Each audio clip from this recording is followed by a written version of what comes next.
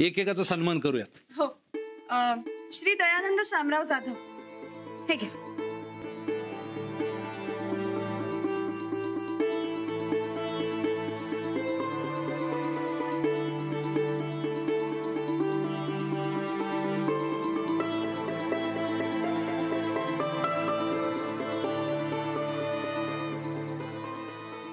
साहेब, याची काय गरज होती?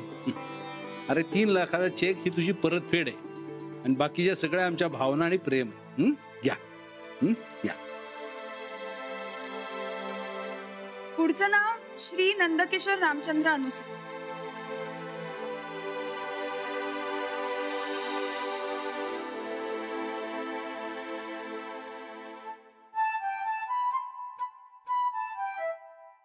सौ दीपाली माळी.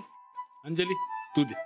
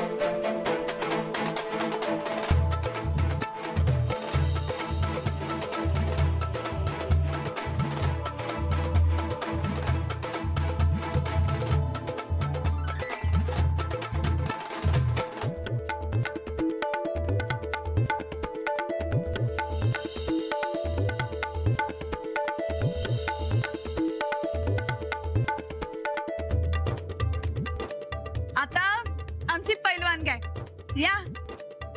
ना तुझे. अरे दे.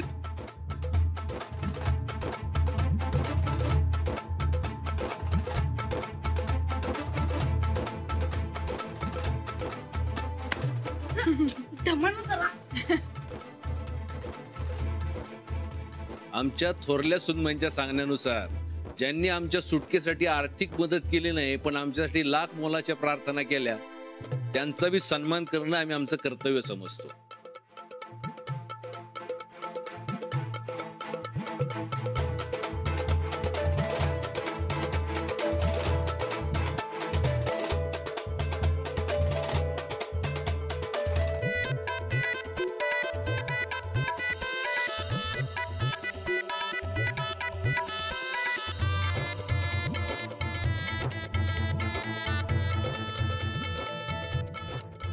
ताईसाहेब, हे काय चाललंय गो समजा? पैशाचा चुराडा. पैसे आले नाही तर माज आलाय समद्यासनी.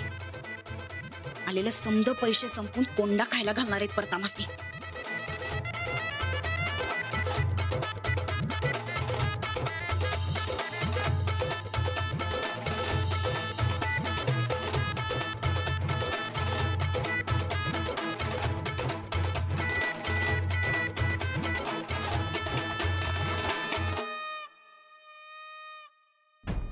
बसवण्णा या.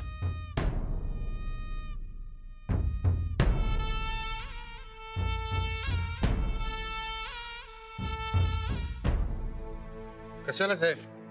बसवण्णा, तुम्ही जी साथ दिली त्याचं मोल कधीच करता येणार नाही. तुम्ही सुटून मंत्री झाला ह्यातच माझं लाख मोलाचं देणं आहे. ठीक आहे. नको नको. हे बसवण्णा, आम्ही जेलमध्ये होतो तेव्हा हे बाहेर बसून राहिले. 1 मिनिट माझी साथ सोडली नाही. पोलीस स्टेशनच्या बाहेर बी असेच बसून राहिले होते. अहो, नुसतं पोलीस स्टेशनच नाही तर आयुष्यभर त्याने आम्हाला साथ दिली.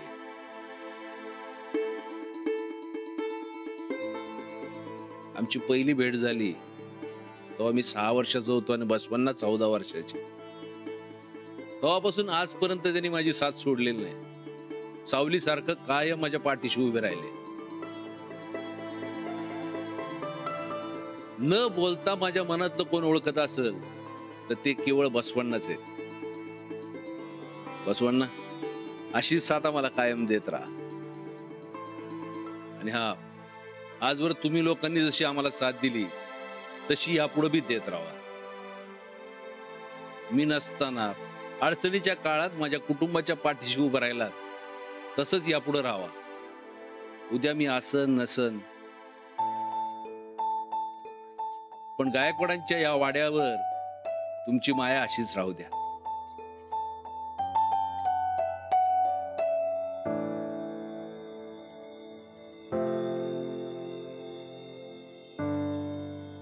आबा अहो तुम्ही कुठे जाणार आहात? तुम्ही कायम आमच्या सोबतच असणार आहात. अगं मुंबईला जावं लागणार ना हो मला.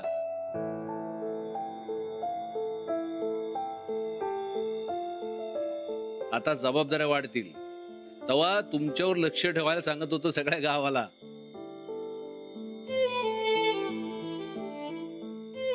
साहेब तुम्ही काय बी काळजी करू नका. आमचा या वाड्यावर जीव आहे आणि तसाच राहणार तू कायम.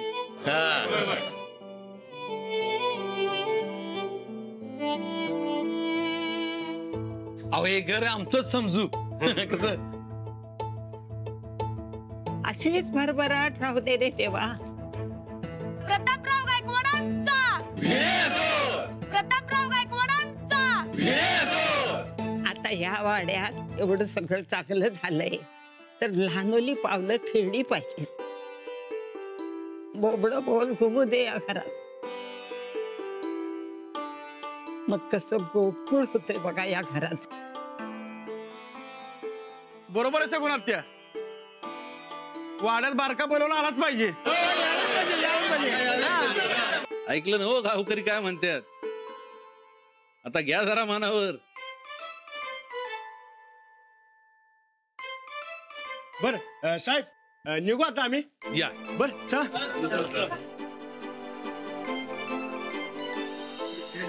काही कोणाची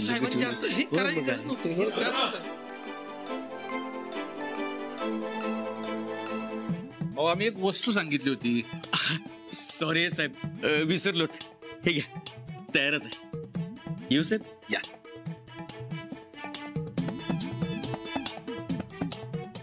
राधे आपण जेवणाचं बघूया. चल अंजली मी करतो दे. राणा गोदक का जी.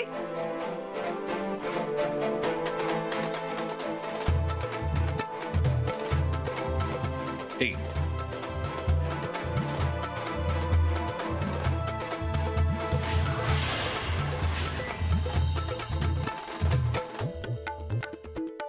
हो हे कशाला?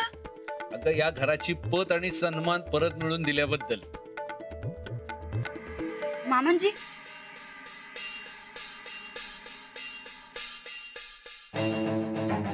ते आम्ही पण तुम्ही सुटावं म्हणून काय कमी केलं नाही. जोंधळेसनी आम्हीच पकडून दिलं आणि आमच्या पप्पांमुळे तर किती कामं झाल्यात. तुम्ही जरा गप बसता का?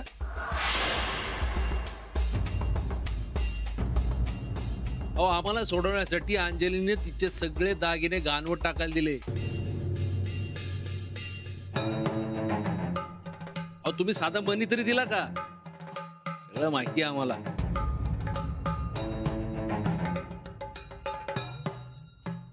अहो ज्या बाईनी तिचं स्त्रीधन दिलं त्याची परतफेड करतोय आम्ही. आणि एक लक्षात ठेवा, याच्या पुढे आम्हाला शांतपणा शिकवायचा नाही. आबा साहेब शिरपती पाणी आणजा जा. काय झालं?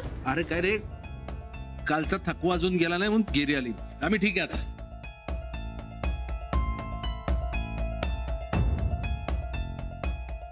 आपण दवाखान्यात जाऊ. चला होय, चला चला होय. लवकर. एखादं सलाईन लावलं तर आराम पडेल.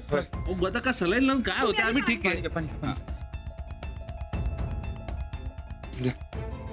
हे घ्या. ओ वरल्या सुनबाईंची ओटी भरा. पाठपीठ आणा जरा.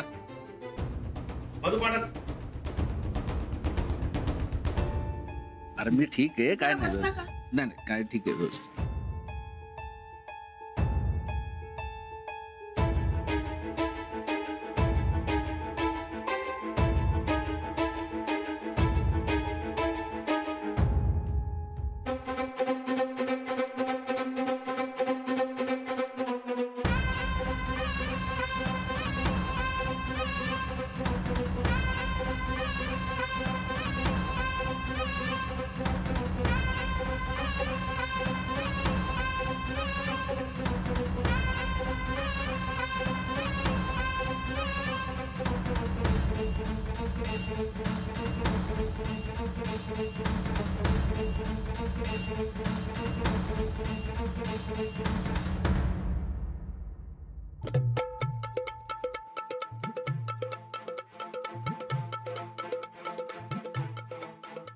नमस्कार करते. औक्षवंतुवा. गोदाक. चला, आजचा कार्यक्रम एकदम चांगला झाला. होय, मी बी समध्यांसाठी झाक जेवणाचा बेत केलाय. तुम्ही समध्याने हातपाय धुवून घ्या आणि जेवायला या. हा? आबा कॉलेज सोडतो चल. चला सोडतो मी व्यवस्थित आहे. हा, तुम्ही तुमचं चालू द्या, मी आलो. सोडतो की इथं. मामांजी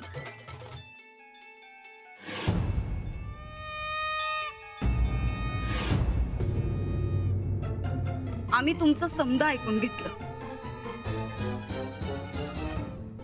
शांतपणा नाही, पण आता आमच्या मनाला जे वाटतंय ते बोलतो. आजचा यो समदा प्रकार काय आम्हाला पसंत पडला नाही बघा. उगं वायफळचा खर्च. आम्ही मगाशी बोललो तर तुम्हाला राग आला, पण आम्ही तसं का बोललो हे काय तुम्ही समजून घेतलं नाही सा? अहो, हे समजा आम्ही बोललो ते राणा भाऊजींच्या काळजीमुळं. समद्यांना समद मिळालं बघा. गावकरांना त्यांचे पैसे परत मिळाले. वरनं साडी चोळी, शाल, टोपी, धोतर समद मिळालं. जाऊबाईसनी तर दागिनं बी मिळालं. पण मग राणा भाऊजींचं काय? त्यांची जीवाभावाची गेलेली जमीन कशी परत मिळणार होय असे पैसे खर्च केले तर? आजचे ते पैसे या कामी आले नसते काय? आम्ही घराचं आणि पोरांचं भलं चांगलं जाणतो. तुम्ही ध्यानात आणून देण्याची गरज नाही. जमीन परत मिळणार, रानाला त्याची काळी आई परत मिळणार, ही काळ्या दगडावरची रेग.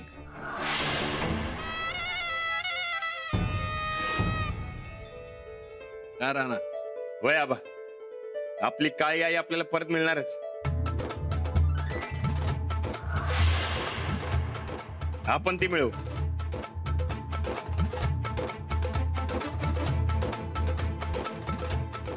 वय राणा.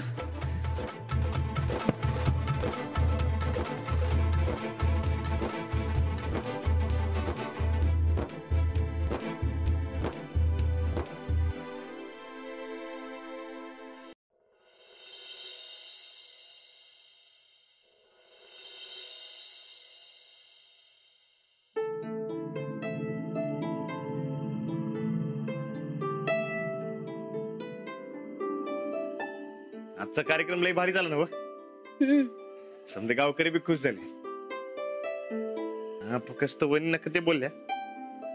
जाऊ द्या, समजा लय चांगलं झालं बघा. आता एकदा का जमीन सोडवली की मग झालं.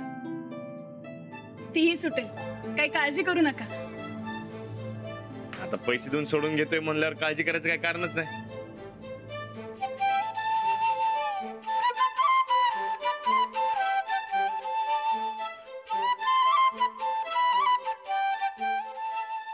मागच्या काही दिवसात किती काय काय घडून गेलं ना. किती ती संकट, किती ते अडचणीचे प्रसंग. अहो, रांगच लागली होती. आणि माझ्या चुकीमुळे हातनं वाडा बी गेला होता. मी ती सही करायलाच नको पाहिजे होती. अहो, सही केली नसती एवढा समजा ताप झालाच नसता आपल्याला. त्रास झाला कारण तुमचा इतरांवरचा अतिविश्वास आणि तुमचं अर्धवट राहिलेलं शिक्षण. म्हणजे तुम्ही फक्त जुजबी लिहायला वाचायला शिकले. तुम्ही तुमचं शिक्षण पूर्ण केलं नाही आणि म्हणून तुम्हाला काकांनी फसवलं. अडी अडचणीत योग्य तो विचार करता यायला हवा. हा जो शिक्षणाचा मूळ फायदा असतो ती प्रोसेसच अर्धवट राहिली. हा म्हणजे आमच्या कुस्तीसारखं झालं की समोरच्या पलांना डाव खेळून जमिनीवर पाडते येते, त्याच्या अंगावर बसता बी येते, पण त्याला पलटी करून त्याला चितपट कसं करायचं हे शिकायचं राहिलं. हा, अगदी बरोबर बोललात तुम्ही. आता आपल्याला ह्यावर उपाय करावा लागणार. अहो सांगा की कसला उपाय. आता आपण तुमचं शिक्षण पूर्ण करायचं आणि तुम्हाला परीक्षेला बसवून तपासून बघायचं. अहो अहो काय झालं? काय नाही. अहो अहो असं काय करता? काय झालं? हे बघा, अहो आता कुठं समजा चांगलं व्हायलंय. अहो कशाला तुम्ही उगा मला कोड्यात टाकताय. ते शाळेचा न परीक्षेचा विषय काढू नका. का? तुम्हाला शिकलंच पाहिजे. बरं ठीक आहे, मी शिकतो, म्हणजे तुम्ही शिकवा मी शिकतो, पण ते शाळा आणि परीक्षा नको. अहो त्याचं लई भ्या वाटतो मला. असं घाबरून कसं चालेल? न शिकल्यामुळे काय त्रास होतो हे आत्ताच अनुभवलेत ना, मग आता नाही म्हणायचं नाही. हो तुम्ही सकाळपासून दमला शिला, तुम्ही झोपा. मी काही दमली वगैरे नाही. हा अहो मीच नाही दमलोय, मी झोपतो. अहो नाही, अहो अहो असं काय करता? उठा आधी, उठा अहो. उठा. आणि आता तुम्ही मला वचन द्यायचंय की तुम्ही शिकणार आहात तेही शाळेत. हो आता हे वचन कशाला? मला पाहिजे, द्या वचन. अहो द्या वचन, द्या लवकर द्या. एकदा जमीन मिळू द्या. अहो कधी एकदा तर शेतात काम करतोय असं झाले बघा. एकदा मला शेतात काम करू द्या, मग आपण बघू शाळेचं काय ते. मग ठीक आहे, आता आपल्याकडे पैसेही आलेत, आपण उद्याच त्या माणसाला जाऊन भेटूया. होय हो, या समजेत एक सांगायचं तर राहिलं. काय? आपल्याकडे मुद्दल आहे, व्याजाला पैसे नाही. अरे बापरे, आधीच त्या माणसाने इतका त्रास दिलाय, आता तो तयार होईल का? अहो तो माणूस वहिनींच्या ओळखीचा आहे, मग काळजीच नाही. आणि वहिनी स्वतः लक्ष घालून आपल्याला या पेचातनं बाहेर काढतील बघा, मागच्या सारखं. त्या काय करणार? करणार. अहो गॅरंटी आपल्याला, माझ्या आणि वहिनींची बी. मी तुम्हाला शिकवणारच, पण तुमच्या डोळ्यावर जो वहिनींचा पडदा आहे तो कसा बाजूला होणार? आणि इकडं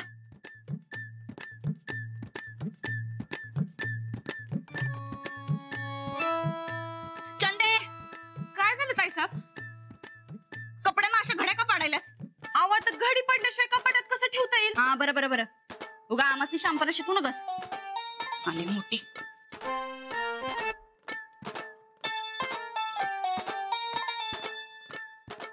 चंदे, अहो आता आणि काय झालं ताईसाहेब? अगं हिथं उन्हाळ्यानं आमच्या घशाला कोरड पडायला आणि तू कपड्या संकट काय खेळत बसल्यास? अहो ताईसाहेब मला कसं कळलं तुमच्या घशाला कोरड पडली ते? असू दे असू दे, जा जाऊन आमच्यासाठी गार पाणी आण जा. ताईसाहेब काय झालंय? उगाच का अशी चिडचिड का? चंदे, आम्ही काय सांगतोय ते कळतंय तुला नीट? हा कळतंय? होय. काय? पाणी. हा. ते गावकऱ्यासनी आज केलेलं सरबत का नाही शिल्लक आहे? ते नवीन करून आणते आणते आणते.